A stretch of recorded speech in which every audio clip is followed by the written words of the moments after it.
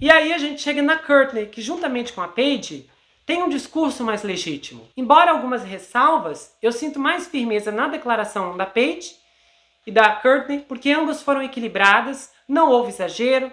Eu vi até menos vitimização na Courtney, que passou por coisas degradantes, do que a Julia, que não passou por nada, mas ainda assim finge que passou por tudo e muito mais. E é aqui que eu quero dar um conselho muito importante. Primeira coisa, não se envolva com uma pessoa casada legalmente, que foi o caso da Courtney. E a pessoa diz pra mim que tá separada, que tá esperando sair o divórcio. Com toda a minha experiência, eu posso afirmar que enquanto o divórcio não tiver sido assinado, a história de um casal ainda não acabou.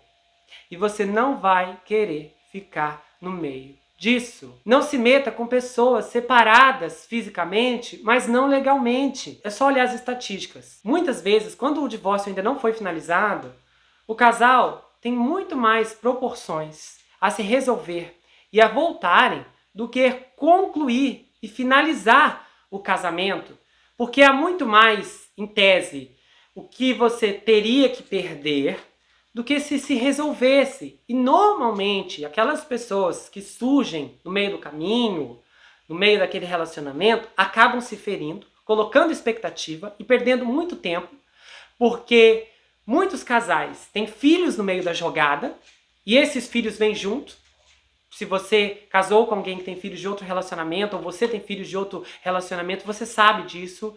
E aí há uma ligação que vai durar por toda a vida, porque você sempre vai ter que ver de alguma forma ou de outra, ouvir falar do pai ou da mãe dos seus filhos. Que no caso é o seu ex. Mas isso aqui é um conselho e não é um julgamento. Eu já ouvi muitas histórias, ouço no atendimento clínico, e é realmente um conselho que eu gostaria de passar para você que está solteiro, e que se caso alguém nessa situação surgir na sua vida, pense um pouco, reflita, para que você evite muitos problemas que podem surgir mediante a decisão que você tomar. Agora vamos entender as portas que a Courtney abriu. A beleza do Armie Hammer é um fato muito contribuinte aqui, principalmente para muitos limites que foram ultrapassados. É engraçado que eu me lembro na saga Gabi Petito, eu acho que é lá naquele episódio em que eu faço uma reflexão de tudo que estava errado no caso, e é o que 17. Se eu não me engano, foi nesse episódio que eu trouxe uma declaração do pai da Gabi Petito. O pai da Gabi Petito, ele disse que os olhos azuis da Gabi a livraram de muita coisa enquanto ela crescia. Então ele se referia a situações em que ela fez alguma coisa, e quando ele vinha chamar atenção bravo, quando ele vinha falar com ela bravo, ela olhava para ele e aí ele se derretia todo. E aí ele disse, os olhinhos dela a livraram de muita coisa. Infelizmente, só não a livrou do monstro do namorado dela. Esse relato dele é muito condizente, porque a beleza ela impõe uma força muito positiva. Existem traços na personalidade que te prendem a alguém. Às vezes você acha a voz de uma pessoa bonita, às vezes pode ser o cabelo, os olhos, a personalidade engraçada. A pessoa é carismática, é inteligente. A gente pode rever vários casos aqui no canal de vítimas que namoraram alguém e falaram, sei lá, eu gostava muito dele, que ele era inteligente, ele falava coisas inteligentes, ele era engraçado, então eu gostava de rir com ele. Então sempre tem uma coisinha ou outra que te faz ficar presa naquela pessoa. Nunca apenas é um contexto todo, mas é sempre uma coisa que se destaca em cima de todas as outras. E eu acredito que uma aparência extraordinária é mais singular. Porque uma bela aparência pode ser notada de longe, com o indivíduo em silêncio, ou falando, dormindo, ou acordado. Não importa o que ele faça ou ela faça, ela continua sendo linda. E é o caso da Armie Hammer. Nos episódios anteriores, várias pessoas aqui falaram, desculpa comentar, mas ele é tão bonito. Por quê? Porque tinham a necessidade de declarar, né? Porque apesar de tudo que aconteceu, as coisas que ele supostamente fez não anulam a aparência dele, a beleza dele. E tem pessoas que mesmo em uma idade mais elevada, a pessoa continua sendo bonita. Há muitos atores e atrizes, como o Alec Baldwin, que ainda vai aparecer aqui, ou então aquela moça, aquela senhora Meryl Streep, e por aí vai. E é mais comum ouvirmos histórias de homens que se perderam por causa da beleza de uma mulher. E desde histórias trágicas a catastróficas, a gente ouve de tudo. Já ouvimos de tudo. Aqui é diferente. O Armin tinha muita coisa que somava ao seu espólio, incluindo a fama e uma suposta riqueza, já que naturalmente as pessoas pensam que um ator famoso é rico ou milionário. E apesar de todos esses atributos, o problema do Armin vinha à tona, os defeitos dele, nessas horas de intimidade. Cordas, papéis, uau, você finge isso, eu finjo aquilo, e mais um monte de coisas obscuras. Esses pedidos, somados um com o outro, resultam em depravação entre alguém que quer e alguém que permite. E então nós chegamos na delicada questão. As mulheres que se manifestaram contra o Armin relataram que participaram de um comportamento ao qual não se opuseram no momento, mas que depois acharam problemático. Como esse tipo de comportamento se encaixa nas discussões sobre consentimento? E é uma linha muito tênue, muito tênue. Só que um ponto extremo é o da Paige Lorenzi, que ele marcou o A nela. Por mais que essa discussão seja inteiramente delicada, acho que o que mais pode se caracterizar aqui é quando alguém tira vantagem de outra pessoa. Em muitos aspectos, pode não ser ilegal, mas não deixa de ser imoral e errado. Agora, uma coisa interessante que pode ser comentada sobre os desejos obscuros do Armin, essa necessidade de fazer com que as pessoas, não apenas ele, mas outros por aí, que querem sentir dor e humilhação. E há muitas dúvidas em como isso está associado a essa excitação, porque a parafilia é um fetiche ou uma fantasia, e quando se tem um desejo de agir de uma forma que causa dano, a raiz da depravação está ligada a algo muito mais profundo. Então, o que é humilhação antes de tudo? Quando você pensa em como o constrangimento e a humilhação são circunstâncias parecidas, você pode identificar que o constrangimento é geralmente uma sensação semelhante de desconforto e vergonha que trazemos para nós mesmos. E a humilhação é algo que pode ser trazido por outros. E a raiz latina para humilhação é humus, que significa terra ou sujeira. Geralmente, você acha que isso é uma coisa ruim, e mesmo assim, algumas pessoas gostam. Existem muitas teorias, mas eu vou focar em uma delas, que se encaixa com o que eu vou supor aqui. Às vezes alguém que foi intimamente atacado em algum momento da sua vida, pode ser mais provável a desenvolver esse tipo de preferência. Por isso, elas gostam de criar esses jogos íntimos. A compreensão em termos de identificar o trauma é o que eles podem querer replicar. Algo semelhante ao que aconteceu em seu trauma.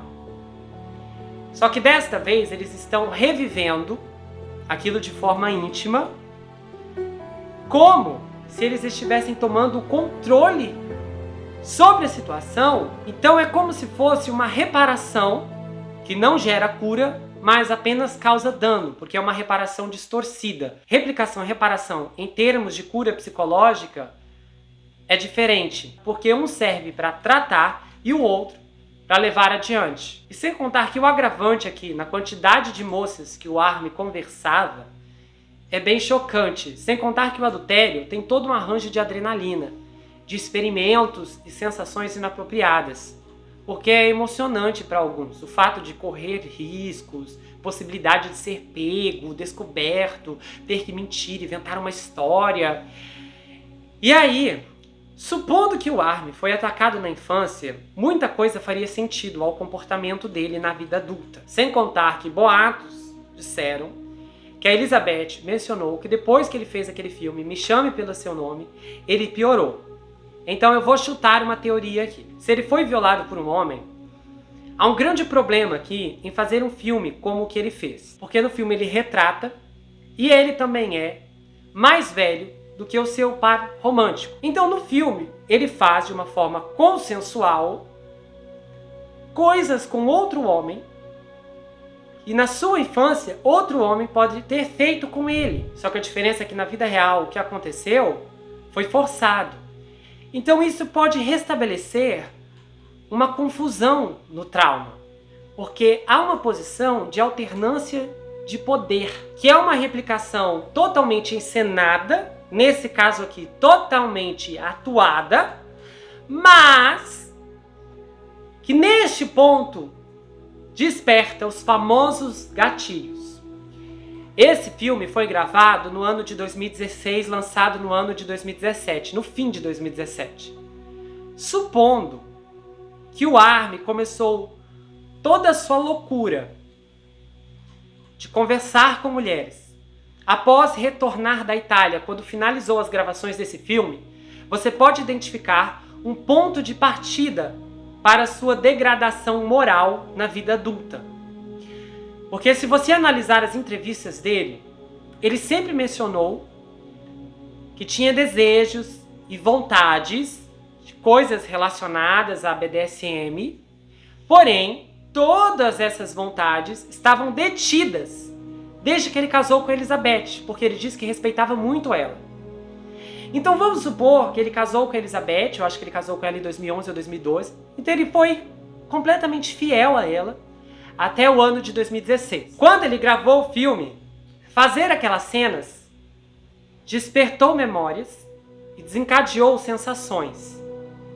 Sensações que ele precisava colocar para fora, a desejos distorcidos que ele já tinha há muito tempo, que em tese estariam ligadas ao fato que lhe aconteceu. Então, a situação do passado colide com a situação do presente, resultando em um Army depravado que não consegue mais se controlar, mas agora passa a buscar toda e qualquer mulher que possa corresponder aos desejos que ele desesperadamente quer satisfazer. Todas as moças que se apresentaram contando que tiveram algo com o Army, nenhuma delas é antes dessa data. Então, na minha perspectiva, com as informações que eu tenho, isso faz sentido para explicar, para compreender o que pode ter acontecido. O que seria irônico afirmar que o filme, que literalmente transformou o Army numa espécie de estrela, não um fenômeno, mas uma estrela dentro do circuito de Hollywood, também é responsável por destruir seu casamento, sua vida pessoal e a sua carreira. É muito difícil você ser um viciado e trabalhar em Hollywood. E vício não é apenas em substâncias ou algo, mas são vícios de comportamentos que em um ambiente como aquele não são desmoralizados. É tipo um alcoólatra que trabalha num bar, mas cedo ou mais tarde o cano vai estourar.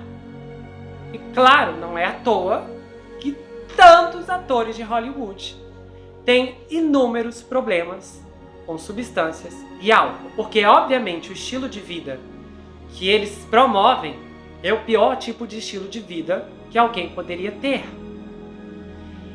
E num contexto todo, agrupando a Courtney, a Paige, a própria F, eu posso afirmar que tudo isso se baseia em um aspecto chamado defraudação emocional. Porque defraudação emocional é quando alguém gera em outra pessoa uma expectativa sentimental que não poderá ser suprida. É algo que a outra pessoa, não está disposta a suprir ou não tem condições de suprir. Defraudar é usar, tirar proveito do outro, sem vontade ou desejo de um verdadeiro compromisso.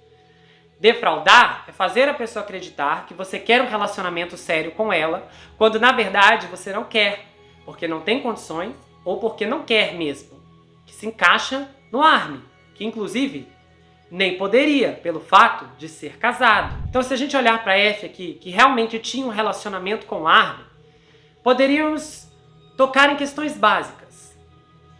Os dois estavam fazendo isso, defraudando um ao outro. Ou ela achou que o Army iria abandonar a esposa para ficar com ela? Defraudar é deixar a pessoa pensar e acreditar que você deseja se casar com ela, quando na verdade você só quer ficar com ela por um tempo. Defraudar é apenas curtir o momento e nada mais. Essa é a definição.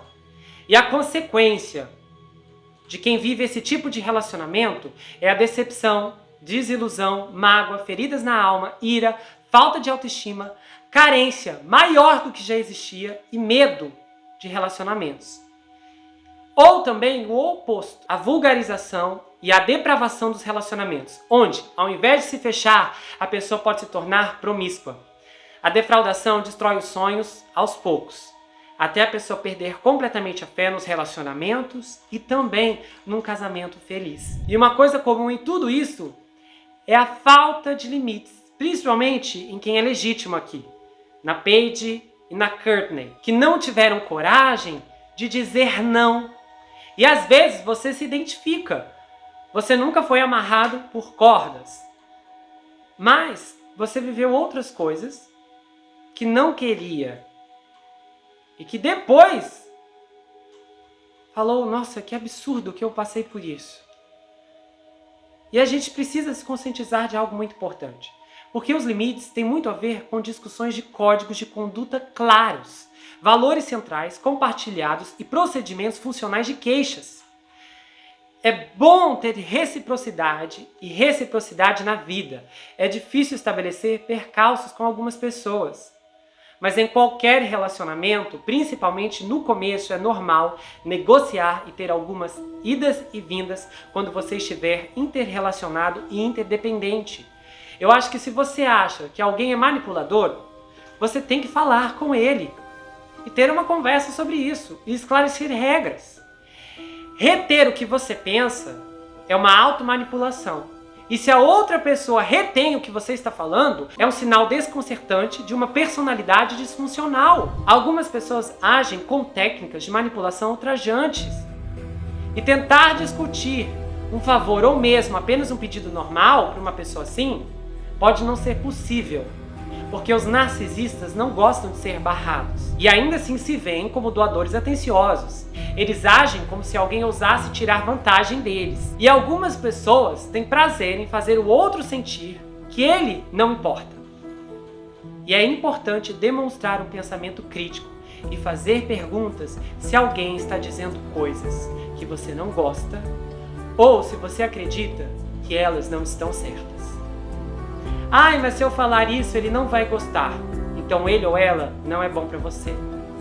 Ai, mas se eu disser não, ele vai ficar bravo. Então ele ou ela não é bom pra você. Ai, mas ele não gosta de ser questionado. Então ele ou ela não é bom pra você. Ai, mas ele ameaçou me deixar. Então ele ou ela não é bom pra você. Os limites não servem pra te limitar. Eles são feitos pra você se colocar em primeiro lugar e decidir o que você não permitirá entre o seu espaço pessoal, tanto físico quanto emocionalmente. E os que ficarão mais irritados quando você impor os seus limites são aqueles que se beneficiariam de você não ter nenhum. Então gravamos mais esse, teremos a próxima parte que é focada na família do Armie Hammer, então a gente vai ver a história toda e depois os últimos dois são a Casey Hammer. Eu acredito que vai ser bem profundo, eu acho que muita gente vai se identificar com muita coisa que ela conta. Então essa é uma história bem diferente, eu acredito que é uma história bem única, principalmente porque ela não é focada em eventos explosivos, como a gente viu, por exemplo, na família Turpin, mas é focado em situações momentâneas e cotidianas. Então vai ser bem interessante. Se você quiser saber mais sobre mim, adquira meu livro Perfeito Estranho, já está disponível lá no meu site, você pode falar comigo pelo Instagram. A entrega acontece para qualquer lugar do Brasil ou outro lugar do mundo também, ok? Esse livro conta a história de um rapaz chamado Jack Wilbur, que se vê preso em uma terrível maldição, enquanto ele precisa enfrentar um serial killer que pode estar escondido em sua própria casa. O livro vai autografado, se você quiser, você ganha uma série de marcadores exclusivos e um pôster também. Você pode me seguir no canal do Telegram, lá eu tenho áudios, tem muita coisa bombástica que flui somente por lá. Tenho também um canal de cortes, onde as análises são recortadas e postadas lá. Então lá você acha só as análises de vários casos que eu já fiz aqui. Também você pode me seguir no Instagram, Gustavo N, Psicanalista. A gente se vê no próximo caso e não se esqueça que aqui você sempre vai ter um amigo. Até mais, pessoal!